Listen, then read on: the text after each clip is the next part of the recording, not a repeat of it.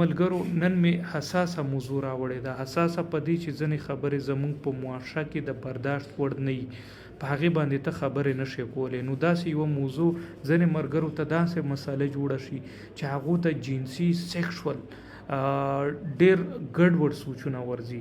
هغه داسې سوچونه وي چې هغه یې اظهار نشي کولی، هغه یې چا سره شریکولی نشي. ولې که چا ته ووایي هغه به بیا سوچ کوي چې دا سړی په څه دی، دا خو ډېر بدعمله دی، بدکرداره دی، څه دی. دا سوچونه هغه په دماغ باندې 24 غنټې تقریبا هر وخت خواري. هغه نه غواړي چې دا سوچ وکړي، خو دا سوچ نه هغه ځان نشي خلاصولی. نو د دې سوچ د لاسه هغه بیا مزید په دې سوچ مجبور شي چې یا زه بدعمله یم، بدکرداره یم، بد اخلاقه یم، ګناهګار یم، ما سره څه چل دی، یا که زه لیونی کېږم. خو داسې نه ده چې دا سړی بدکرداره دی، بدعمله دی، بلکې دا هم نفسیاتي یو مرض دی. دې نه علاوه ځینې خلک هغو ته مذهبي سوچونه، داسې سوچونه چې هغه نعوذ بالله څوک ویلی نشي په خوله باندې، د خدای د رسول د ملایکو باره کې، د صحابهو باره کې ګستاخانه سوچونه، ډېر ګډوډ، ډېر الټا او ډېر فضول سوچونه ورځي. هغه دا سوچ که وای که ما اظهار وکړو چاته مې ووایي، نو په دې معاشره کې چې برداشت هیڅ نشته پکې، نو واجب القتل به دې وګڼي، څوک به دې ووجني، مړ به دې کي.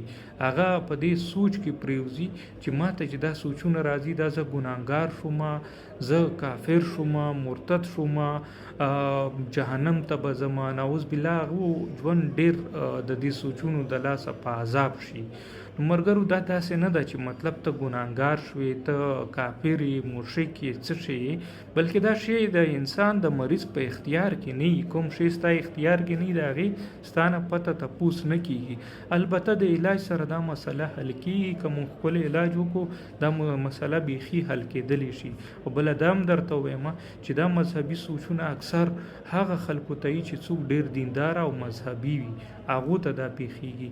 ملګرو د دې ویډیو زما صرف دا یو مقصد دی چې د دې مرضونو باره کې زموږ معاشره کې شعور او آګاهي جوړه شي، خلکو ته پته ولګي چې داسې هم دا چې کوم سوچونه ما ته راځي دا هم مرض دی، نه کې دا چې زما د اخلاقو مسله ده، زما د کردار مسله ده، یا زه بې دینه بې مذهبه یم، بلکې دا هم مرض دی او علاج سره دا ټولې مسلې حل کېږي.